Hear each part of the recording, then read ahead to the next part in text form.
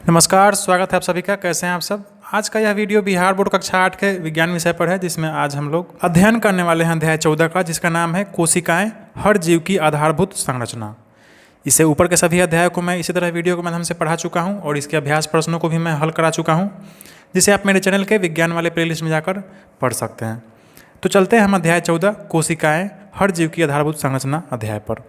यह है आपका अध्याय 14 कोशिकाएं, हर जीव की आधारभूत संरचना।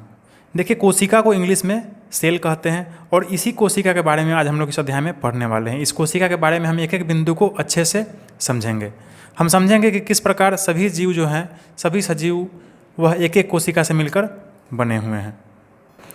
तो आप मेरे साथ अंत तक बने रहें और अभी तक मेरे चैनल को आपने सब्सक्राइब नहीं किया है तो ज़रूर सब्सक्राइब कर लें। अब चलते हैं हम आगे अध्याय पर क्या कह रहा है। देखिए, आपने पिछली कक्षा में अमीबा के बारे में जानकारी प्राप्त की थी। आप पिछली कक्षा में अमीबा के बारे में पढ़ चुके हैं। क्या पढ़े हैं कि अमीबा एक कोशिकीय जीव है, यानी अमीबा जो है वह एक ही कोशिका से बना हुआ है, ठीक है, जिसमें जीवन संबंधी सभी क्रियाएं संपन्न होती है। देखिए, अमीबा जो है वह एक ही कोशिका से बना हुआ है और उसमें जीवन संबंधी जितने भी क्रियाएं होती है वह उसी एक कोशिका के अंदर में होती रहती है। यह आप पिछली कक्षा में पढ़ चुके हैं। लेकिन आपका अपने बारे में क्या ख्याल है? तो देखिए, हमारा जो शरीर है वह एक नहीं बल्कि अनेक नहीं बल्कि लाखों करोड़ों अरबों कोशिकाओं से मिलकर हमारा शरीर का निर्माण हुआ है, ठीक है। अमीबा जो है वह अमीबा एक ही कोशिका से बना हुआ है, लेकिन हमारा जो शरीर है, हमारे मनुष्य का शरीर है ना, वह करोड़ों अरबों कोशिकाओं से मिलकर बना हुआ है, ठीक है। इसके बाद देखिए आगे है, आपने अपने आसपास मकान, विद्यालय आदि बनते हुए देखा होगा। आप देखे होइएगा, आप अपने घर के अगल बगल में घर बनता है ना, तो वह किसी से बनता है? वह छोटे छोटे ईंटों से मिलकर बनाया जाता है। कहने का मतलब है कि एक छोटा छोटा ईंट मिलकर क्या हो जाता है, एक बहुत बड़ा घर का निर्माण कर देता है।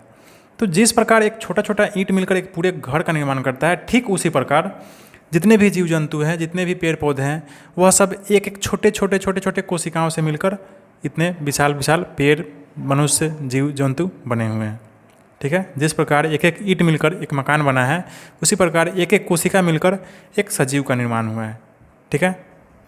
अब आप इसका परिभाषा लिख ले। देखिए, कोशिका को इंग्लिश में क्या कहते हैं? सेल कहते हैं, ठीक है। कोशिका मतलब सेल, इसको आप याद रखेंगे। देखिए, सजीवों की मूलभूत संरचनात्मक एवं क्रियात्मक इकाई क्या कहलाती है? कोशिका कहलाती है, ठीक है। यानी सजीव जिस मूल वस्तु से मिलकर बना हुआ है ना, वही क्या है? कोशिका है, ठीक है। अच्छा, इस कोशिका का खोज किसने किया था? तो इस कोशिका का खोज सर्वप्रथम यानी सबसे पहले रॉबर्ट हुक ने किया था। कब? 1665 ईस्वी में। किसने किया था? रॉबर्ट हुक ने 1665 ईस्वी में। अब कैसे किया था खोज, इसको हम आगे अभी देखेंगे। इसको आप अपने कॉपी में लिखते चलेंगे, ठीक है। देखिए, आगे आपके किताब में कह रहा है कि कोशिकाओं के मिलने से सूक्ष्म एवं विशालकाय जीवों की रचना हुई है। यानी एक एक छोटे छोटे कोशिकाओं से मिलकर ही एक चूहा से लेकर, बिल्ली से लेकर, मनुष्य, शेर, है ना, बड़ा बड़ा पेड़, इन सब का निर्माण हुआ है एक एक छोटे छोटे कोशिकाओं से मिलकर, ठीक है। लेकिन कोशिकाएं इतनी छोटी होती है कि हम उन्हें अपनी नंगी आँखों से नहीं देख सकते हैं। इतना छोटा होता है कोशिका, उसको आप नंगी आँखों से देख ही नहीं सकते हैं, है ना। उसको देखने के लिए किसी का उपयोग करना पड़ता है। उसको देखने के लिए एक विशेष प्रकार का यंत्र का आवश्यकता होता है, जिसको क्या कहते हैं? हम सूक्ष्मदर्शी कहते हैं, ठीक है। इसको इंग्लिश में कहते हैं माइक्रोस्कोप। आपके स्कूल में होगा या फिर आप चित्र उत्र में कहीं पे देखे होइएगा। देखिए, इसी तरह का होता है सूक्ष्मदर्शी, ठीक है। इस सूक्ष्मदर्शी से हम लोग कोशिकाओं को, जो बहुत छोटा होता है, जो हम अपनी नंगी आँखों से नहीं देख पाते हैं, उसको बड़ा करके हम इसमें क्या करते हैं? देख पाते हैं, ठीक है। अब यहाँ प्रश्न उठता है कि यह सूक्ष्मदर्शी कहते किसे हैं, यह है क्या, है ना। तो सूक्ष्मदर्शी को इंग्लिश में क्या कहते हैं? माइक्रोस्कोप। जान चुके हैं आप, ठीक है। यह एक ऐसा यंत्र है जिसकी सहायता से हम सूक्ष्म जीवों यानी छोटे छोटे जीवों या किसी वस्तु को उसके वास्तविक आकार से कई गुना बड़ा करके देख सकते हैं, ठीक है। देखिए, कोशिका जो होता है वह बहुत ही छोटा होता है, तो हम उसको क्या करते हैं? उसको बड़ा करके अपने आँखों से देख पाते हैं, ठीक। इस यंत्र का खोज एंटन वॉन लीवेनहॉक ने 1668 ईस्वी में किया था। इसको आप लिखते चलेंगे अपने कॉपी में। देखिए, आपको याद होगा पिछले अध्याय में आप सूक्ष्मदर्शी के बारे में पढ़ चुके हैं। देखिए, यही है सूक्ष्मदर्शी, ठीक है। इसी के द्वारा हम सूक्ष्म जीवों को क्या करते हैं? देख पाते। तो आइए अब हम चलते हैं अगले पन्ने पर। इसका खोज कैसे हुआ था? संभवतः हुक कॉर्क के गुणों को जानने के लिए उनका सूक्ष्मदर्शी से अध्ययन कर रहे थे। देखिए, रॉबर्ट हुक जो था, जिसने कोशिका का खोज किया था, उसके पास एक कॉर्क था। कॉर्क देखिए लकड़ी का टुकड़ा को कहते हैं, ठीक है, यह कोई बड़ा चीज़ नहीं है कॉर्क। लकड़ी का उसके पास टुकड़ा था और उसका गुण को जानने के लिए वह क्या किया, वह अपने से एक सूक्ष्मदर्शी बनाया था और उसी पर उसको रख के देखा। तो जब उसको सूक्ष्मदर्शी से देखा उस लकड़ी का टुकड़ा को, तो वह दंग रह गया, है ना। वह देखा कि कॉर्क में कई दीवारें हैं और एक दूसरे को काटती है, ठीक है। इन कटानों के कारण कॉर्क में ढेर सारे छेद या कोठरियाँ बनी हुई है। जब उसको सूक्ष्मदर्शी पर रखकर देखा उस लकड़ी का टुकड़ा को, तो देखा कि बहुत सारे चरखुट्टा टाइप का घर टाइप का बना हुआ है ना, जिसको कोठरी वह समझा, है ना। इन कोठरियों को हुक ने सेल नाम दिया। क्या नाम दे दिया उसको रॉबर्ट हुक ने? सेल, ठीक है। वह सेल क्यों नाम दिया? क्योंकि यह नाम लैटिन शब्द सेलुला यानी कोठरी से बना हुआ है। यानी देखिए लैटिन भाषा में सेलुला का मतलब होता है कोठरी यानी घर, ठीक है। तो उसको घर टाइप का दिखाई पड़ा छोटा छोटा, तो उसको क्या नाम रख दिया, वह उसका सेल नाम रख दिया, ठीक है। वास्तव में हुक द्वारा देखी गई कोठरी नुमा खाली संरचनाएं क्या थी? मृत कोशिकाएं थी। और इसी तरह उसने रॉबर्ट हुक ने क्या कर दिया? कोशिका का खोज कर दिया, ठीक है। तो कोशिका का खोज इसी तरह हुआ था। अब हम आगे चलते हैं। देखिए अगला जो हमारा टॉपिक है, कोशिकाएं कितनी बड़ी कितनी सारी, है ना। कितना बड़ा कोशिका और कितना सारा कोशिका। समस्त जीवों को उनके शरीर में पाई जाने वाली कोशिकाओं की संख्या के आधार पर दो भागों में बांटा जा सकता है। देखिए कोशिका के आधार पर सजीव जो है वह दो प्रकार के हैं। इसको आप समझते चलेंगे और लिखते भी चलेंगे। कोशिकाओं की संख्या के आधार पर सभी सजीवों को दो भागों में बांटा गया है, ठीक है। पहला है एक कोशिकीय जीव। क्या है? एक कोशिकीय जीव। और दूसरा है बहुकोशिकीय जीव, ठीक है। देखिए एक कोशिकीय जीव को कहते हैं यूनिसेलुलर ऑर्गेनिज्म और बहुकोशिकीय जीव को कहते हैं मल्टी सेलुलर ऑर्गेनिज्म, ठीक है। अब समझिए एक कोशिकीय जीव क्या है। तो ऐसे जीव जिनकी रचना मात्र एक ही कोशिका से हुई हो, ठीक है। अभी आप पढ़े अमीबा के बारे में, उसका रचना किससे हुआ? ये मात्र एक ही कोशिका से हुआ है। तो ऐसे जितने भी जीव हैं जिनका रचना मात्र एक ही कोशिका से हुआ है, उसको हम क्या कहते हैं? एक कोशिकीय जीव कहते हैं, यानी यूनिसेलुलर ऑर्गेनिज्म कहते हैं। जैसे देखिए अमीबा है, पैरामीशियम है, ईस्ट है, यह सब एक ही कोशिका से मिलकर बना हुआ है, ठीक है। इसके बाद अगला है बहुकोशिकीय जीव यानी मल्टी सेलुलर ऑर्गेनिज्म। ऐसे जीव जिनकी रचना एक से अधिक कोशिकाओं से मिलकर हुई हो उसको क्या कहते हैं? बहुकोशिकीय जीव, ठीक। यानी ऐसे जीव जिनमें बहुत सारी कोशिकाएं हों वे क्या कहलाते हैं? बहुकोशिकीय जीव कहलाते हैं। जैसे देखिए मनुष्य, हम लोग, है ना, पेड़ पौधा, जीव, जितने भी जीव जंतु है ना, बड़े बड़े जीव जंतु हैं, वह सब क्या है? वे सब बहुकोशिकीय जीव है, ठीक है।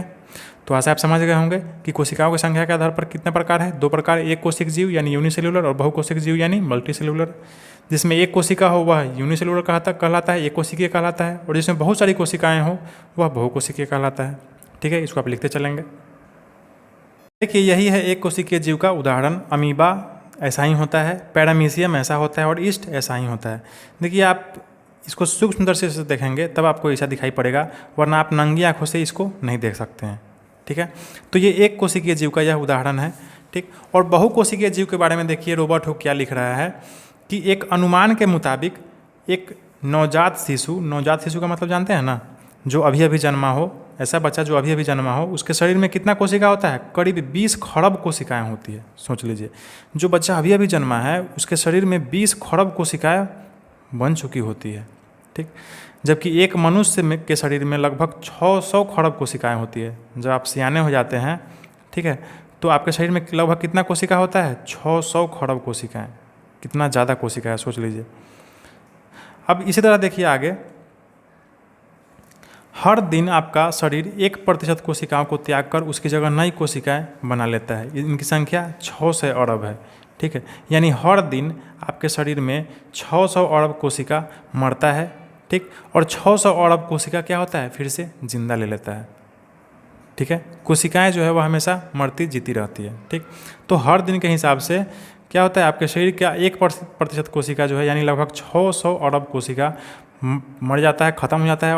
और इतना ही कोशिका फिर जिंदा भी हो जाता है, जिंदा भी ले लेता है। तो ऐसा आप इसको समझ गए होंगे। अब हम चलते हैं आगे। देखिए आगे क्या है। देखिए बहुकोशिकीय जीवों में कोशिकाओं का विशिष्ट समूह उत्तकों का निर्माण करता है। अब यहाँ हमको यह समझना है कि यह उत्तक है क्या। तो देखिए उत्तक पर एक चैप्टर ही है आपके अगले कक्षा 9th क्लास में, ठीक है। तो इसको हल्के में ना ले, यह उत्तक है क्या। इसको इंग्लिश में देखिए टिश्यू कहते हैं। क्या कहते हैं? टिश्यू, तो देखिए उत्तक जो है इसको इंग्लिश में टिश्यू कहते हैं। यह कोशिकाओं का विशिष्ट समूह क्या कहलाता है? ये उत्तक कहलाता है। ठीक है, यानी कोशिकाओं के समूह को हम क्या कहते हैं? उत्तक कहते हैं।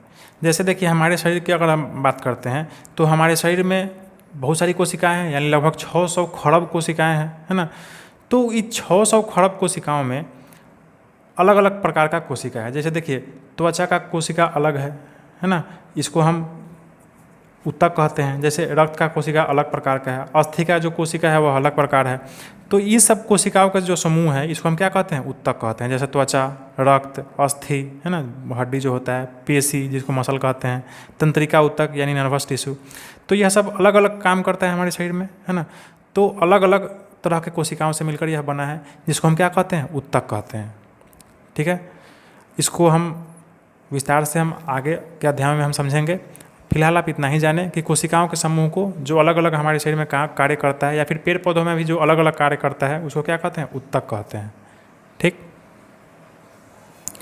अब देखिए कोशिका से संबंधित कुछ महत्वपूर्ण तथ्य है यहाँ पे, आप इसको समझते चलेंगे और अपने कॉपी में नोट्स के रूप में लिखते भी चलेंगे। क्या कह रहा है कि कोशिकाएं अत्यंत सूक्ष्म होती है। कितना सूक्ष्म होती है? बहुत ही छोटी होती है, बहुत ही सूक्ष्म होती है, जिसको आप अपनी नंगी आंखों से तो देख ही नहीं सकते हैं। लेकिन कितनी सूक्ष्म, प्रश्न उठता है ना भाई कि छोटे तो होते हैं लेकिन कितना छोटा होता है भाई। तो देखिए कोशिकाओं के आकार को माइक्रोमीटर या माइक्रोन में नापा जाता है। कोशिका का जो आकार होता है उसको किस में नापा जाता है? माइक्रोमीटर या माइक्रोन में नापा जाता है। ठीक है, इसको आप लिख लेंगे। कोशिका को किस में नापते हैं? माइक्रोमीटर या माइक्रोन में। अब यह माइक्रोमीटर है क्या? तो देखिए एक माइक्रोमीटर जो है 1 मीटर का 10 लाखवां भाग होता है। ठीक है, यानी 1 मीटर बराबर 10⁻⁻6 मीटर। ठीक है, यानी 1 मीटर को आप 10 लाख भागों में बांट देंगे। ठीक है, तो उसका एक भाग जो होगा वह क्या कहलाएगा? माइक्रोमीटर कहलाएगा। है बात समझ में? कितना छोटा होता है उसको तो आप नंगी आँखों से आप देख ही नहीं सकते हैं, किसी भी तरह से नहीं देख सकते हैं आप। ठीक, बिना माइक्रोस्कोप के। अब देखिए इसी में कह रहा है कि औसत जंतु कोशिका की लंबाई कितनी होती है? लगभग 20 माइक्रोमीटर होती है। ठीक है, सामान्यतः कोशिकाओं का आकार जो होता है, माने सामान्यतः कोशिकाओं का आकार कितना होता है? 0.5 माइक्रोमीटर से 20 माइक्रोमीटर तक होता है। ठीक, अब देखिए हमारे शरीर में सबसे छोटी और सबसे बड़ी कोशिका, लंबी कोशिकाएं कौन है? तो देखिए मानव शरीर में लाल रक्त कोशिकाएं सबसे छोटी कोशिका होती है। ठीक, और तंत्रिका कोशिका सबसे बड़ी कोशिका होती है। ठीक है, यह तंत्रिका कोशिका जो होता है वह बहुत बड़ा होता है। बड़ा नहीं, लंबा होता है बहुत। ठीक है, और छोटा के मामले में लाल रक्त कोशिका जो है वह सबसे छोटा कोशिका होता है। ठीक है, तो इन सब तथ्यों को आप अपने कॉपी में लिखते भी चलेंगे अगर समझ गए होंगे तो। हम चलते हैं आगे। देखिए इसी में आगे क्या कह रहा है, एक क्रियाकलाप है। ठीक है, मुर्गी का अंडा आप जरूर खाए होइएगा, है ना। अंडा आप खाते हैं, अगर मांसाहारी है तो अंडा जरूर खाते होइएगा। देखिए मुर्गी का जो अंडा होता है उसको आप उबालते हैं तो वह क्या होता है? वह थोड़ा बज्जर हो जाता है ना। उसके अंदर पीला पदार्थ होता है। सफ़ेद भाग को हम क्या कहते हैं? एल्बुमिन कहते हैं। ठीक है, क्या कहते हैं? एल्बुमिन। और पीला भाग जो होता है अंदर में उसको क्या कहते हैं? योक। सफ़ेद भाग को एल्बुमिन कहते हैं और पीला भाग को योक कहते हैं। जो उबालने पर क्या होता है? ठोस हो जाता है, थोड़ा सा बज्जर हो जाता है। ठीक, यहाँ देखिए इम्पोर्टेंट चीज़ क्या है समझने वाला, कि मुर्गी का जो अंडा होता है यह एक एकल कोशिका होता है। ठीक है, मुर्गी का जो पूरा गोला अंडा होता है वह मात्र एक ही कोशिका का होता है। ठीक है, अगर आप इस तरह से समझेंगे तो कहने का मतलब है कि सबसे बड़ा कोशिका अंडा जो होता है, सबसे बड़ा कोशिका वह शुतुरमुर्ग का अंडा होता है। ठीक है, वह बहुत बड़ा होता है और वह पूरा का पूरा मात्र एक ही कोशिका होता है। ठीक है, तो यह तथ्य था समझने वाला, इसको हम बता दिए हैं। हम चलते हैं आगे। हम देखिए इस किताब में हम मुख्य रूप से इस अध्याय में यही 2 कोशिका के बारे में पढ़ने वाले हैं।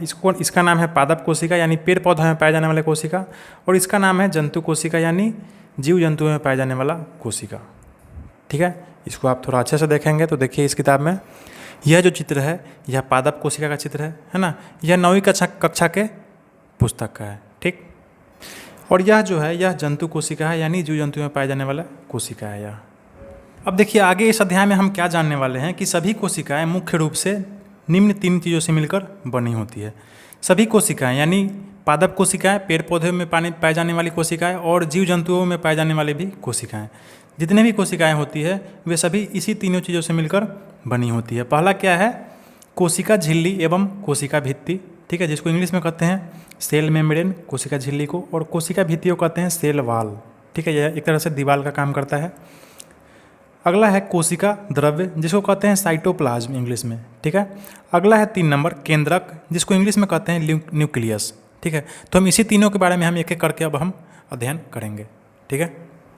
देखिए यही है आपका टॉपिक, कोशिका झिल्ली एवं कोशिका भित्ति, ठीक है।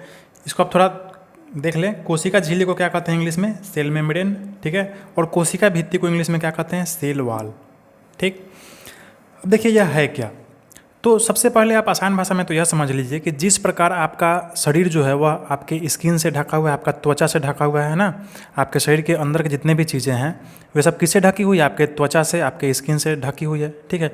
तो उसी तरह कोशिका भी जिस चीज़ से ढकी हुई है उसको क्या कहते हैं हम? कोशिका झिल्ली या कोशिका भित्ति कहते हैं, ठीक। यानी इन कोशिकाओं को अलग करने वाली झिल्ली को क्या कहते हैं? कोशिका। देखिए आगे क्या कर रहा है, कोशिका झिल्ली कोशिका के अंदर की संरचनाओं को घेरे रहती है ना। जिस प्रकार हमारा शरीर का जो त्वचा है वह हमारे शरीर के अंदर के जितने भी चीज़ें हैं सबको घेरे हुआ है, उसी तरह कोशिका झिल्ली भी जो है वह क्या करता है? कोशिका के अंदर की संरचनाओं को घेरे रहती है, ठीक। और कोशिका को एक निश्चित आकार प्रदान करती है, ठीक है। इसको आप लिखते भी चलेंगे, समझते चलेंगे। यह कोशिका के अंदर तथा बाहर पदार्थों को आवागमन पर भी नियंत्रण रखती है। मतलब यह जो कोशिका झिल्ली है यह चीज़ों को कोशिका के अंदर और अंदर से बाहर आने जाने देती है।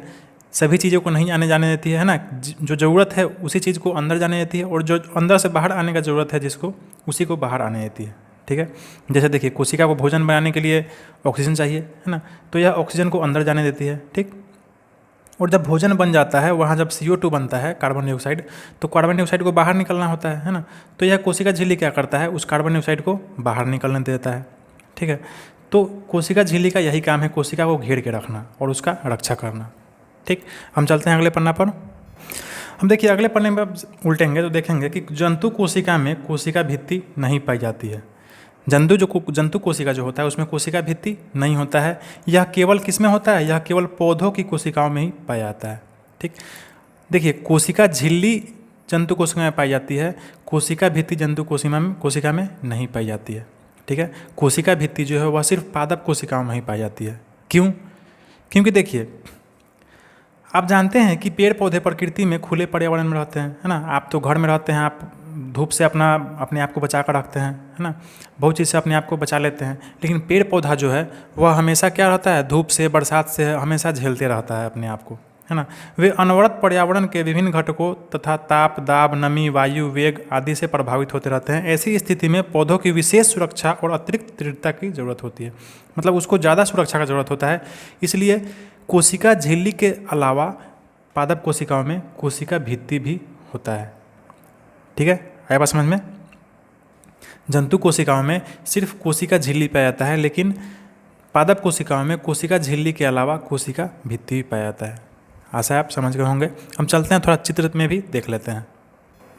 देखिए यह है आपका जंतु कोशिका और इसमें सिर्फ प्लाज्मा झिल्ली होता है, यानी कोशिका झिल्ली ही होता है, ठीक है। देखिए इसका जो बाहर से ढकने वाला जो झिल्ली है इसी को क्या कहते हैं? प्लाज्मा झिल्ली यानी कोशिका झिल्ली, ठीक है। अब हम चलते हैं आगे पादप कोशिका की तरफ।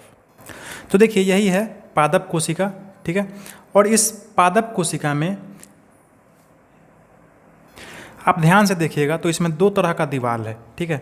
देखिए एक तो बाहरी दीवार है जिसको हम क्या कहते हैं? कोशिका भित्ति कहते हैं, ठीक। और एक अंदर की तरफ दीवार है जिसको क्या कहते हैं? कोशिका झिल्ली कहते हैं, ठीक।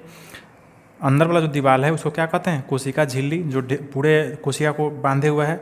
और उसके अलावा भी एक कोशिका भित्ति है जो उसको भी क्या किया हुआ है? पूरे ढक के रखा हुआ है, ताकि पेड़ पौधा जो है वह बारिश से, धूप से अपने आप को बचा सके।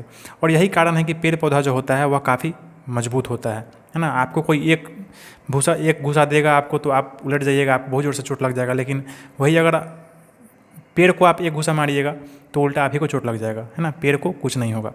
तो इससे क्या होता है? पेड़ को मजबूती भी मिलता है, ठीक है। हम चलते हैं आगे।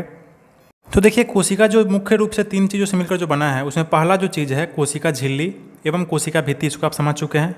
कोशिका झिल्ली सिर्फ जंतु कोशिकाओं में पाया जाता है, ठीक। और कोशिका भित्ति जो है वह, कोशिका झिल्ली और कोशिका भित्ति यह दोनों पादप कोशिकाओं में पाया जाता है, ताकि पादप कोशिकाओं को, पेड़ पौधों को ज़्यादा मजबूती मिल सके। चूँकि उसको बाहर रहना पड़ता है हमेशा, है ना, धूप बरसात ये सब झेलना पड़ता है, इसलिए उसमें अलग से कोशिका भित्ति भी होता है। अब अगला जो हम समझने वाले हैं वह है कोशिका द्रव्य, जिसको इंग्लिश में कहते हैं साइटोप्लाज्म। यह कोशिका द्रव्य है क्या? चलते हैं आगे। देखिए, यह है जंतु कोशिका का चित्र, ठीक है। इस चित्र में देखिए, अभी आप पढ़ चुके हैं, यह बाहर वाला जो परत है इसको क्या कहते हैं? या इसको कोशिका झिल्ली कहते हैं, ठीक। अच्छा, कोशिका झिल्ली और अंदर में जो यह गोला वाला भाग दिखाई पड़ रहा है, यह केंद्रक है, ठीक। इस कोशिका झिल्ली और इस केंद्रक के बीच में जितना भी पानी वाला पदार्थ है, द्रव्य पदार्थ, इसी को क्या कहते हैं हम? इसी को हम साइटोप्लाज्म कहते हैं, यानी कोशिका द्रव्य कहते हैं, ठीक है। कोशिका द्रव्य यानी साइटोप्लाज्म। देखिए, साइटोप्लाज्म यानी कोशिका द्रव्य कहते हैं किसे हैं? तो कोशिका झिल्ली के अंदर जेली नुमा पदार्थ पाया जाता है, जिसे क्या कहते हैं? कोशिका द्रव्य कहते हैं, ठीक है। कोशिका द्रव्य के अंदर कोशिका का महत्वपूर्ण भाग केंद्रक होता है, जिसको हम आगे पढ़ेंगे, ठीक है। और इसी कोशिका द्रव्य में अभी जो आप चित्र में देखे हैं, केंद्रक और कोशिका जो बाहरी दीवार है, उसके बीच में जो पानी के जैसा पाया जाता है द्रव्य पदार्थ, उसको क्या कहते हैं? कोशिका द्रव्य। उसी कोशिका द्रव्य में बहुत सारा संगठन क्या होता है? घूमते रहता है, सब अपना अपना काम करते रहता है, जैसे माइटोकॉन्ड्रिया, राइबोसोम, गोल्जिकाएँ, रिक्तिकाएँ, लवक इत्यादि, है ना। इस सब के बारे में आप अगले कक्षा में 9th में डिटेल में पढ़ेंगे, है ना। अभी आपको सिर्फ इतना ही जानना है कि कोशिका द्रव्य में ही यह सब चीज़ें क्या होती है? पाई जाती है, ठीक है। ये भिन्न भिन्न कोशिकीय क्रियाओं का संपादन करते हैं, ठीक है। जिस प्रकार आपका शरीर जो है, आपका हाथ का अलग काम है, आपके आँख का अलग काम है देखने के लिए, नाक का अलग काम है ना, पेट का अलग, हर चीज़ का अलग अलग काम है। उसी तरह कोशिका द्रव्य में जितने भी चीज़ पाए जाते हैं, माइटोकॉन्ड्रिया, राइबोसोम इत्यादि, इन सभी का क्या है? अलग अलग काम है, जिसको आप अगली कक्षा में विस्तार से पढ़ेंगे, ठीक है। तो आशा है आप समझ गए होंगे कोशिका द्रव्य यानी साइटोप्लाज्म किसे कहते हैं, ठीक है। हम चलते हैं आगे केंद्रक की तरफ, जिसको इंग्लिश में कहते हैं न्यूक्लियस, ठीक है। केंद्रक यानी न्यूक्लियस। देखिए, यह है पादप कोशिका का चित्र, ठीक है। इस पादप कोशिका के देखिए सबसे बीच में जो गोला वाला भाग दिखाई पड़ रहा है, यही क्या है? यही केंद्रक है। इसी को हम इंग्लिश में कहते हैं न्यूक्लियस। और अगर आप जंतु कोशिका को देखेंगे तो देखिए, यह कोशिका के अंदर में जो गोल वाला भाग है फुटबॉल के जैसा, इसी को क्या कहते हैं? न्यूक्लियस कहते हैं। इसी को हम केंद्रक कहते हैं, ठीक है। अब अगर इसका परिभाषा को आप देखेंगे, केंद्रक का परिभाषा क्या है? तो कोशिका के अंदर कोशिका द्रव्य में प्रायः मध्य भाग में एक गोलाकार संरचना स्थित होता है, जिसको क्या कहते हैं? हम केंद्रक कहते हैं। अभी आप देखे हैं, हाँ, बीचों बीच एकदम गोलाकार चीज़ को क्या कहते हैं? हम केंद्रक कहते हैं, ठीक है। देखिए, केंद्रक जो है यह कोशिका का महत्वपूर्ण भाग होता है, ठीक। और यह कोशिका का समस्त क्रियाकलापों को नियंत्रण करता है, ठीक है। जिस प्रकार आपका जो शरीर का जो दिमाग है वह पूरे शरीर को नियंत्रित करता है ना, वैसे ही कोशिका का जो केंद्रक होता है वह पूरे कोशिका को क्या करता है? अपने नियंत्रण में रखता है, ठीक। देखिए, जिस प्रकार आपका कोशिका का एक झिल्ली होता है, कोशिका मतलब ये ढका हुआ रहता है जिस चीज़ से, उसको क्या कहते हैं? हम कोशिका झिल्ली कहते हैं।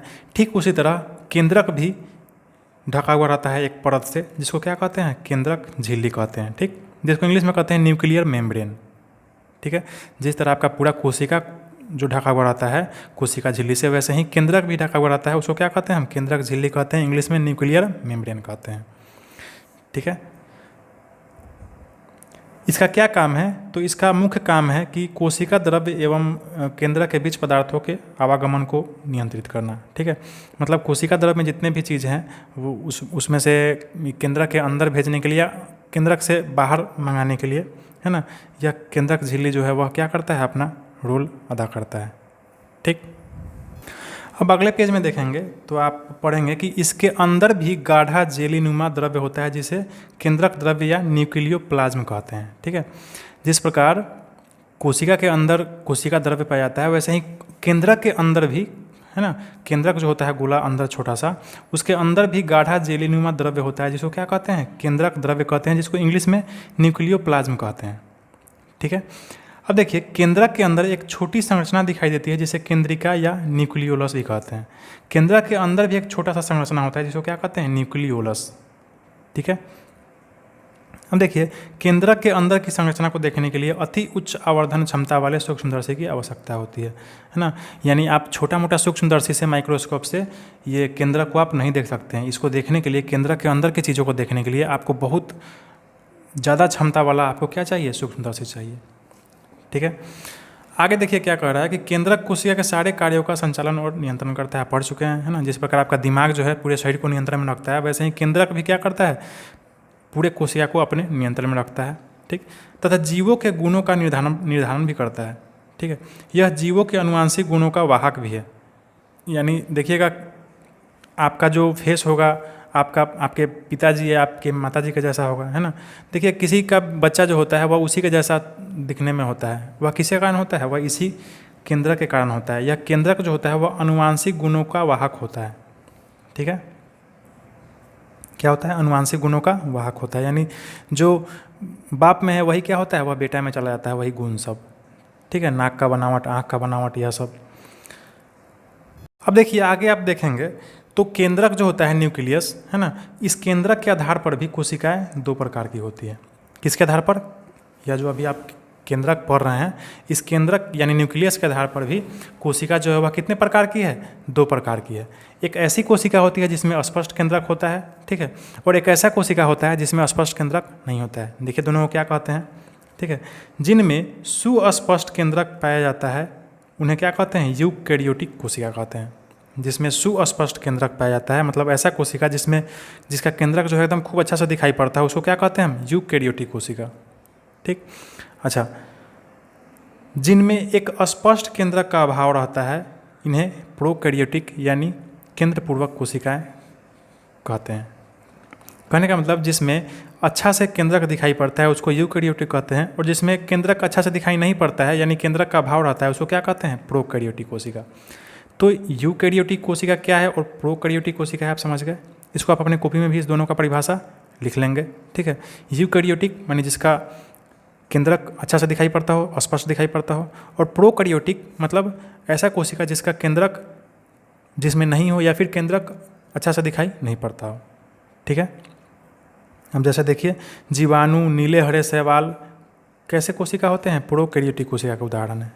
ठीक है, जबकि आपका जो शरीर है या फिर पेड़ पौधा है वह कैसा है, वह यूकैरियोटिक है। इसमें स्पष्ट केंद्रक होता है हमारे कोशिकाओं में। अब बात समझ में। अब हम चलते हैं आगे। अब हम समझते हैं कि यह जीव द्रव्य या प्रोटोप्लाज्म क्या है। ठीक है, जीव द्रव्य या प्रोटोप्लाज्म क्या है। ठीक है, तो एक कोशिका के अंदर, सजीव कोशिका के अंदर जितने भी चीज़ें होती है, ठीक है, अगर आप इस जंतु कोशिका को देखेंगे तो इस कोशिका के अंदर जितना भी चीज़ है, केंद्रक, कोशिका झिल्ली, कोशिका भित्ति, जो भी चीज़ है, जितना भी कोशिका द्रव्य के अंदर जितना भी पार्ट्स है, इस सभी को मिलाकर क्या कहते हैं हम, जीव द्रव्य या प्रोटोप्लाज्म कहते हैं। ठीक है, सजीव कोशिका के समग्र संगठक को क्या कहते हैं हम, जीव द्रव्य या प्रोटोप्लाज्म। आशा आप समझ गए होंगे, इसको आप लिख भी लेंगे अपने कॉपी में। ठीक है, अब हम चलते हैं आगे, एक और महत्वपूर्ण चीज़ को समझते हैं जिसका नाम है रिक्तिका, जिसको इंग्लिश में कहते हैं वैक्यूल। ठीक है, इसको हम विस्तार से हम अगले कक्षा में 9th में पढ़ेंगे, लेकिन अभी आप इसके बारे में थोड़ा सा जान लें। आपकी किताब में दिया हुआ है। यह रिक्तिका यानी वैक्यूल है क्या। ठीक है, देखिए, विशेष रूप से पादप कोशिकाओं में अनेक खाली या रिक्त स्थान दिखाई पड़ती है। इसको हम क्या कहते हैं, रिक्तिका कहते हैं। जैसे देखिए, चित्र में देखिए, समझ में आ जाएगा आपको अच्छे से। अब जैसे देखिए, यह पादप कोशिका है। ठीक है, मतलब पेड़ पौधों में पाई जाने वाली कोशिका है। इसमें सबसे बाहर वाला जो पार्ट है वह क्या है, कोशिका भित्ति है जिसको ढके हुआ है। ठीक, कोशिका झिल्ली है। ठीक, इसके बाद सबसे बीच में क्या है, यह केंद्रक है, और यह बीच में जो भाग है यह क्या है, यह साइटोप्लाज्म है यानी कोशिका द्रव्य है। और इसी कोशिका द्रव्य में देखिए, यह बड़ा सा यह रिक्तिका है ना, बड़ा सा जगह खाली है। ठीक, इसी को क्या कहते हैं, रिक्तिका कहते हैं। ठीक है, इसी को इंग्लिश में कहते हैं वैक्यूल। क्या कहते हैं, वैक्यूल, रिक्तिका। लेकिन अगर आप वही जंतु कोशिका में देखेंगे तो जंतु कोशिका में यह वैक्यूल यानी रिक्तिका नहीं पाया जाता है। ठीक है, तो यही इसके बारे में कह रहा है कि रिक्तिका जो है यानी वैक्यूल जो है, यह रिक्तिका अतिरिक्त जल या उत्सर्जित पदार्थों को क्या करता है, संग्रहित करके रखता है। जंतुओं की कोशिकाओं में रिक्तिकाएं अत्यंत छोटी होती है। ठीक है, यह जो रिक्तिका होता है वह जंतु कोशिका में यानी हमारे मनुष्य या फिर जीव जंतुओं के कोशिकाओं में क्या होता है, एकदम छोटा छोटा होता है। लेकिन वही पादप कोशिकाओं में, पेड़ पौधे कोशिकाओं में यह रिक्तिका बहुत बड़ा बड़ा होता है। अब ऐसा क्यों, तो देखिए यह जो रिक्तिका है यह पेड़ पौधों को दृढ़ता भी प्रदान करता है ना। यही कारण है, इसी रिक्तिका के कारण पेड़ पौधा जो होता है वह काफ़ी मजबूत होता है। ठीक है, हम चलते हैं आगे। तो वैक्यूल की यानी रिक्तिका के बारे में हम अच्छे से समझ चुके हैं। अब जो हम समझने वाले हैं अगला जो हमारा टॉपिक है वह है प्लास्टिड। यह प्लास्टिड है क्या, इसको हम समझते हैं। तो चलते हैं पीछे। देखिए, आप अधिकांश पौधों की पत्तियां देखे होइएगा, पौधों का जो पत्ता होता है वह कैसा होता है, हरा कलर का होता है, हरा रंग का होता है। ठीक है, कुछ की रंगीन भी होते हैं, कुछ पौधों का आप देखे होंगे वह रंगीन पत्ता होता है ना। कुछ पौधों के तने भी हरे होते हैं, है ना। फूल या फल रंगीन होते हैं, देखिएगा बहुत सारा प्रकार का फूल होता है, अनेक अनेक रंगों का फूल होता है ना। कोई लाल होता है, कोई पीला होता है, कोई हरा होता है। तो पेड़ पौधों का जो अंग होता है वह रंग बिरंगों से भरा होता है, यानी अनेक रंगों से वह भरा होता है। ऐसा क्यों? ऐसा इसलिए होता है क्योंकि पेड़ पौधों का जो ये होता है, क्या कहते हैं, ये पादप कोशिका जो होता है उसमें प्लास्टिड पाया जाता है। क्या पाया जाता है? प्लास्टिड। अब देखिए यह जो प्लास्टिड है यह भी बहुत प्रकार का है। ठीक, देखिए पत्तियों का हरा रंग उनकी कोशिकाओं में स्थित हरे रंग के लवक क्लोरोप्लास्ट के कारण होता है। ठीक है, जिसको हरित लवक भी कहते हैं। अगर आपसे प्रश्न पूछा जाएगा कि पत्ता जो होता है पेड़ पौधा का वह हरा क्यों होता है, तो पेड़ पौधों का जो पत्ता हरा होता है वह इसलिए होता है क्योंकि उसमें प्लास्टिड पाया जाता है। ठीक है, क्लोरोप्लास्ट, जिसको हिंदी में कहते हैं हरित लवक। ठीक है, इस क्लोरोप्लास्ट को ही हम क्लोरोफिल भी कहते हैं। ठीक है, जिसको पर्णहरित कहा जाता है। इसी के कारण जो है वह पेड़ पौधा का जो पत्ता होता है वह कैसा दिखाई पड़ता है, एकदम हरा हरा दिखाई पड़ता है। ठीक है, और पत्तियां जो है इसी क्लोरोफिल या पर्णहरित की सहायता से प्रकाश संश्लेषण जैसी महत्वपूर्ण क्रिया संपादित करती है ना। आपको पता होगा कि पेड़ पौधे जो है वह प्रकाश संश्लेषण से क्या करते हैं, अपना भोजन तैयार करते हैं। ठीक है, और अपने आप को जिंदा रखते हैं। ठीक, तो इस तरह से कोशिका जो 3 चीज़ों से मिलकर लगभग बनी हुई है ना। इस तीनों के बारे में हम अच्छे से आप समझ चुके हैं। कोशिका झिल्ली एवं कोशिका भित्ति क्या है, कोशिका द्रव्य यानी साइटोप्लाज्म क्या है, केंद्रक यानी न्यूक्लियस क्या है। ठीक, और इसके अलावा भी आप बहुत सारे चीज़ों के बारे में जाने हैं, जैसे रिक्तिका है ना, प्लास्टिड, क्लोरोफिल इत्यादि सब के बारे में जाने हैं। आशा आप इसको अच्छे से समझे होंगे। हम चलते हैं आगे। अब हमारा अगला टॉपिक है जंतु और पादप की कोशिकाओं में अंतर। ठीक है, यानी जंतु कोशिकाओं, ये देखिए यह चित्र है ना। अभी आप चित्र सब देखे हैं, उसमें आपको मुख्य रूप से यही चित्र है पादप कोशिका का, और यह जो चित्र है यह जंतु कोशिका। आप देखें ये चित्र, रंगीन चित्र आप देख चुके हैं। तो इसमें अंतर क्या है, मुख्य रूप से इसका जो अंतर है आप पढ़ भी चुके हैं। सबसे पहला अंतर है कोशिका झिल्ली, है ना। कोशिका झिल्ली जो है वह पादप कोशिकाओं में भी पाया जाता है और ये जंतु कोशिकाओं में भी पाया जाता है। लेकिन पादप कोशिका में कोशिका की झिल्ली के अलावा कोशिका भित्ति भी पाया जाता है। ठीक है, पढ़ चुके हैं आप। इसी के कारण यह पेड़ पौधा जो है वह मजबूत होता है और बाहर अपना बारिश से, धूप से अपने आप को बचा के रखता है। ठीक, तो कोशिका झिल्ली में इसमें भी होता है, इसमें भी होता है, लेकिन कोशिका भित्ति जो है वह सिर्फ पादप कोशिका में होता है। अच्छा, रिक्तिका जो है इसके बारे में पढ़ चुके हैं, जिसको वैक्यूल कहते हैं। यह पादप कोशिकाओं में बहुत बड़ा होता है ना, लेकिन जंतु कोशिकाओं में क्या होता है, छोटा छोटा होता है। केंद्रक जो है वह दोनों में होता है। ठीक है, कोशिका द्रव्य इसमें भी होता है और जंतु कोशिका में भी होता है। ठीक, अच्छा, लवक के बारे में अगर बात करेंगे तो हरित लवक सिर्फ पादप कोशिकाओं में होता है, जिसके कारण पेड़ पौधा जो है वह हरा दिखाई पड़ता है। अगर आप में भी लवक होता तो आप भी हरा हरा दिखाई पड़ते एकदम। ठीक है, लेकिन भाग में नहीं है कि आप क्या है, हरित लवक आप में नहीं है। अब हम चलते हैं अगले पेज पर। देखिए एक महत्वपूर्ण टेबल है ना। इसमें क्या कह रहा है सो आप थोड़ा देखिए गौर से। इसमें कह रहा है कि आपको पादप और जंतु कोशिका की तुलना करना है आपको। ठीक है, कैसे कीजिएगा? तो देखिए पहला है कोशिका झिल्ली, है ना। कोशिका झिल्ली आप पढ़ चुके हैं कि यह पादप कोशिका में भी पाया जाता है और जंतु कोशिका में भी पाया जाता है। ठीक, अगला है कोशिका भित्ति। यह कोशिका झिल्ली के बाद का परत है ना। यह पादप कोशिका में भी पाया जाता है लेकिन जंतु कोशिका में नहीं पाया जाता है। कोशिका भित्ति जो है यह सिर्फ पादप कोशिका में पाया जाता है। ठीक है, इसके बाद है केंद्रक। केंद्रक इसमें भी होता है और इसमें भी होता है, पादप और जंतु दोनों कोशिका में पाया जाता है। ठीक, केंद्रक झिल्ली जो है यह भी दोनों में पाया जाता है। ठीक है, कोशिका द्रव्य जो है साइटोप्लाज्म, यह भी दोनों में पाया जाता है। ठीक, लवक जो है यह सिर्फ पादप कोशिका में पाया जाता है, जंतु कोशिका में नहीं पाया जाता है। ठीक, अच्छा, रिक्तिकाएँ जो है यानी वैक्यूल जिसको कहते हैं, इसको आप पढ़ चुके हैं। यह पादप कोशिकाओं में बहुत बड़ा बड़ा होता है। ठीक, लेकिन जंतु कोशिकाओं में क्या होता है, यह एकदम छोटा छोटा होता है। आया बात समझ में? तो इस तरह से आप पादप और जंतु कोशिका की तुलना कर सकते हैं आसानी से एकदम। तो यहाँ पे आपका अध्याय यह खत्म हुआ। मुख्य रूप से जितने भी मुख्य तत्व थे उनको आपने अच्छे से समझा। ठीक है, अब आप इस किताब को अपने से खुद से पढ़ने का प्रयास करें और समझने का प्रयास करें। इसमें ज़्यादा कुछ है नहीं। हम चलते हैं आगे, अभ्यास प्रश्नों को एक एक करके हल कर लेते हैं। ठीक है, देखिए इसमें पहला जो प्रश्न है वह क्या है, खाली स्थानों को भरिए। इसका पहला प्रश्न है कि डैश एक विशेष यंत्र है जिसे सूक्ष्म जीवों एवं कोशिकाओं को देखा जाता है। इसका उत्तर होगा सूक्ष्मदर्शी, जिसको इंग्लिश में कहते हैं माइक्रोस्कोप। यह एक ऐसा यंत्र है जिसके द्वारा हम सूक्ष्म जीवों को क्या करते हैं, देख पाते हैं। ठीक है, अब देखिए अगला प्रश्न आपका ख, कोशिका सजीवों की डैश और डैश इकाई है। इसका उत्तर होगा कोशिका सजीवों की संरचनात्मक और क्रियात्मक इकाई है। ठीक है, अब हम चलते हैं अगले प्रश्न पर जिसका नाम है ग, है ना। डैश डैश और डैश कोशिका के भाग हैं। तो इसमें आपको भराएगा कोशिका झिल्ली, जिसको इंग्लिश में कहते हैं सेल मेम्ब्रेन, फिर कॉमा कोशिका द्रव्य, जिसको इंग्लिश में कहते हैं साइटोप्लाज्म, और केंद्रक, जिसको कहते हैं न्यूक्लियस। यह तीनों क्या है, यह एक कोशिका के भाग है जिसको आप पीछे पढ़ चुके हैं। ठीक है, हम चलते हैं अगले प्रश्न है घ, कोशिका भित्ति डैश कोशिकाओं में पाई जाती है। तो पीछे आप पढ़ चुके हैं कोशिका भित्ति जो है वह सिर्फ पादप कोशिकाओं में ही पाई जाती है। तो यहाँ पे आप लिखेंगे कोशिका भित्ति सिर्फ पादप कोशिकाओं में पाई जाती है। ठीक है, अगला प्रश्न है कोशिका की खोज डैश ने की थी। आप पढ़ चुके हैं कोशिका की खोज रॉबर्ट हुक ने की थी।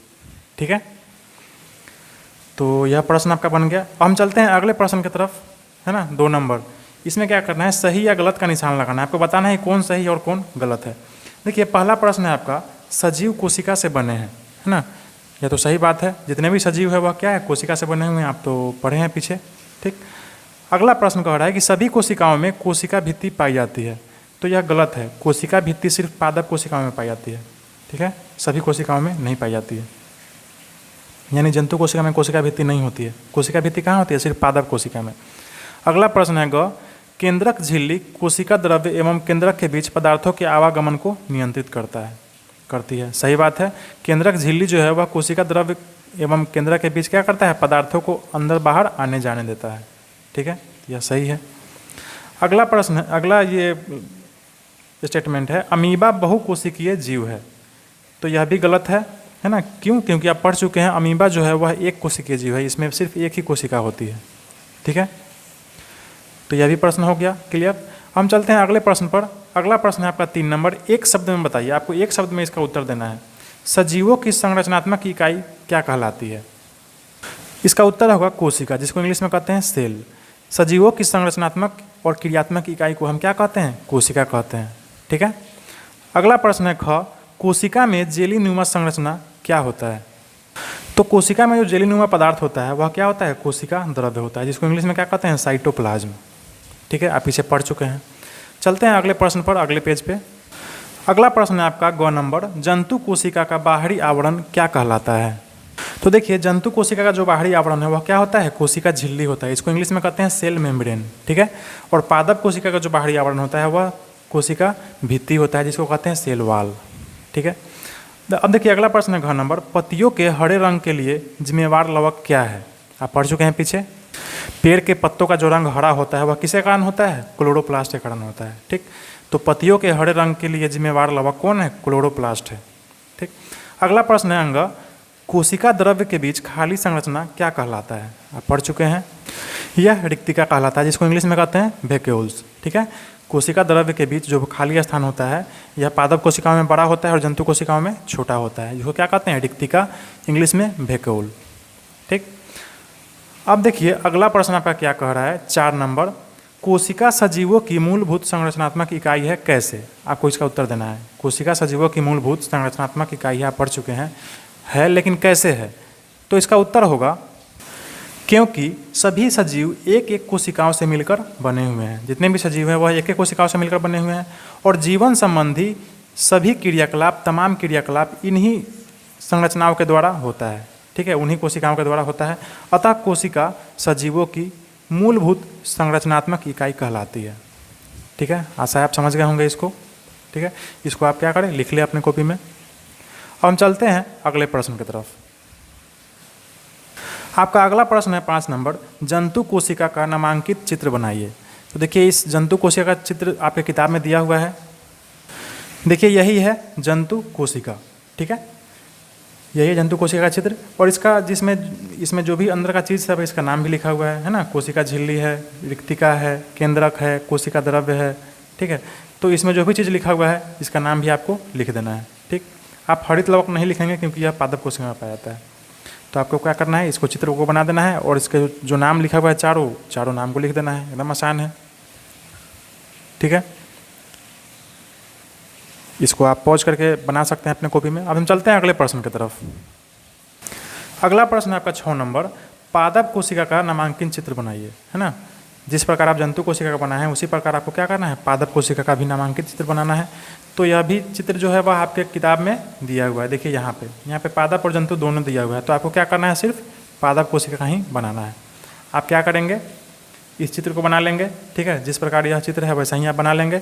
और इसमें जितना भी नाम दिया हुआ है, देखिए यह कोशिका झिल्ली है, यह रिक्तिका है, यह केंद्रक है ना, कोशिका द्रव्य है यह पानी के जैसा। उसके बाद हरित लवक है, इसमें छोटा छोटा लवक जो है यह क्या है, हरित लवक है, इसको क्लोरोप्लास्ट कहते हैं, ठीक। तो आप इस चित्र को बना लें वीडियो पॉज करके और इन सभी चीज़ों का नाम दे दें, अंदर के जितने भी चीज़ हैं। हो गया आपका इसका उत्तर, ठीक है। अब हम चलते हैं अगले प्रश्न की तरफ। अगला प्रश्न आपका कह रहा है 7 नंबर, जंतु और पादप कोशिका के 3 समानता और अंतर को लिखिए। यानी जंतु और पादप कोशिका में क्या क्या 3 समान चीज़ है और क्या क्या 3 भिन्न चीज़ है, इन तीनों को आपको लिखना है। तो इसका उत्तर आप कैसे लिखेंगे, तो देखिए इसका उत्तर आप यहाँ से लिख सकते हैं, जंतु तथा पादप कोशिकाओं के 3 समानता, है ना। समान चीज़ क्या है, देखिए कोशिका झिल्ली जंतु कोशिका तथा पादप कोशिका दोनों में उपस्थित होता है, यह समान है, ठीक। केंद्रक भी दोनों में पाया जाता है, जंतु और पादप कोशिका में, यह भी समान है। और कोशिका द्रव्य यानी साइटोप्लाज्म यह दोनों में पाया जाता है, यानी पादप और ये जंतु कोशिका दोनों में पाया जाता है, ठीक है। तो यह तीनों जो है दोनों कोशिकाओं में क्या है, समान रूप से पाया जाता है। अब आपको क्या करना है, जंतु तथा पादप कोशिकाओं के 3 भिन्नता को बताना है। मतलब ऐसा 3 चीज़ क्या है जो एक में है और दूसरे में नहीं है, अंतर बताना है आपको। तो देखिए पहला क्या है, कोशिका भित्ति जो है वह सिर्फ पादप कोशिकाओं में ही पाई जाती है, ठीक। जंतु कोशिका में यह नहीं होता है, तो यह भिन्नता हो गया। अगला देखिए, क्लोरोप्लास्ट सिर्फ पादप कोशिका में होता है, ठीक। यह जंतु कोशिका में नहीं पाया जाता है, तो यह भी एक तरह से भिन्नता हो गया दोनों में। अगला है, यह जो रिक्तिका है जिसको इंग्लिश में वैक्यूल कहते हैं, आप पढ़ चुके हैं पीछे, यह जंतु कोशिकाओं में क्या होता है, छोटा होता है। क्या होता है, छोटा होता है। लेकिन पादप कोशिकाओं में यह क्या होता है, काफ़ी बड़ा होता है, ठीक है। रिक्तिका जो है यह जंतु कोशिका में छोटा होता है, लेकिन पादप कोशिका में क्या होता है, काफ़ी बड़ा होता है, ठीक। तो इसको भी आप लिख लेंगे यहाँ से। तो यह 3 भिन्नता हो गया और यह 3 समानता हो गया। आप तीनों इसको आप उत्तर के रूप में, इस प्रश्न के 7 नंबर प्रश्न के उत्तर के रूप में आप इसको लिख सकते हैं। आशा आप इसको समझ गए होंगे। तो इसको वीडियो पॉज करके आप लिख सकते हैं। अब हम चलते हैं अगले प्रश्न के तरफ। आपका अगला प्रश्न है 8 नंबर, कोशिका भित्ति पादप कोशिका का महत्वपूर्ण भाग है, कैसे। कोशिका भित्ति जो है वह पेड़ पौधों क्या करता है, रक्षा करता है। तो पादप कोशिकाओं का वह महत्वपूर्ण भाग कैसे है, इसका उत्तर आपको देना है। तो देखिए इसका उत्तर आपकी किताब में ही है। आप इस प्रश्न का उत्तर आप यहाँ से लिख सकते हैं, है ना, यहाँ से नहीं, यहाँ से। पेड़ पौधे जो होते हैं वह प्रकृति में खुले पर्यावरण में रहते हैं, है ना। आप तो अपने घर में रहते हैं, लेकिन पेड़ पौधा क्या होता है, खुला हवा में रहता है। वे अनवरत पर्यावरण के विभिन्न घटकों यथा ताप, दाब, नमी, वायु, वेग आदि से प्रभावित होते रहते हैं। वे मतलब हमेशा वे धूप से, बारिश से, सबसे हवा से झेलते रहते हैं। ऐसी स्थिति में पौधों को विशेष सुरक्षा और अतिरिक्त दृढ़ता की जरूरत होती है, जो कि कोशिका भित्ति प्रदान करती है, ठीक है। तो कोशिका भित्ति से क्या होता है, पेड़ पौधे मजबूत होते हैं, ठीक। आप इसका उत्तर यहाँ से यहाँ तक में लिख सकते हैं। आशा आप इसको समझ गए होंगे। अब हम चलते हैं अगले प्रश्न की तरफ। आपका अगला प्रश्न है निम्न पर 9 नंबर, निम्न पर संक्षिप्त टिप्पणी लिखिए, है ना। पहला है कोशिका द्रव्य और दूसरा है केंद्रक। तो कोशिका द्रव्य पर संक्षिप्त टिप्पणी आप क्या लिखेंगे, तो चलते हैं कोशिका द्रव्य टॉपिक पर। तो देखिए यही है आपका टॉपिक, कोशिका द्रव्य, जिसको इंग्लिश में क्या कहते हैं, साइटोप्लाज्म।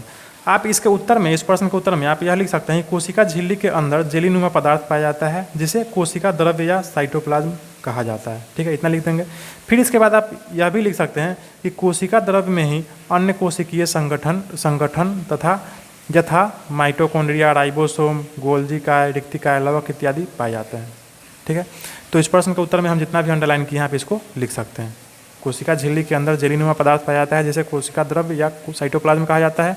और फिर आप यहाँ से लिखेंगे कि कोशिका द्रव्य में ही अन्य कोशिकीय संगठन यथा माइटोकॉन्ड्रिया, राइबोसोम, गोल्गी काय, रिक्तिकाय, लवक इत्यादि पाए जाते हैं।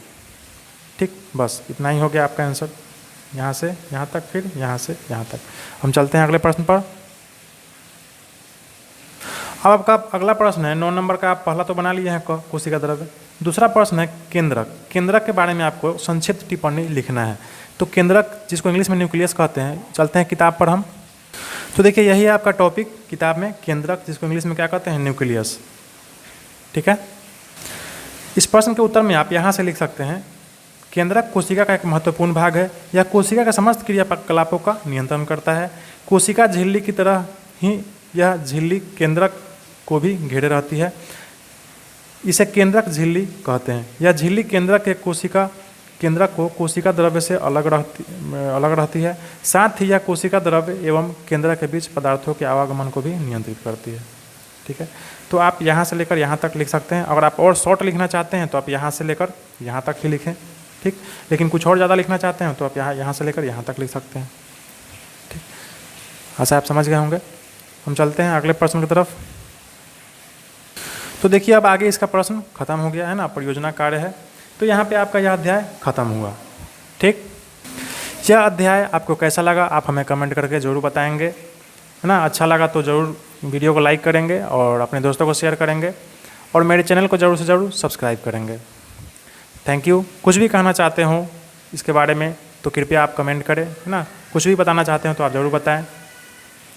धन्यवाद। खुश रहें, पढ़ाई करते रहें।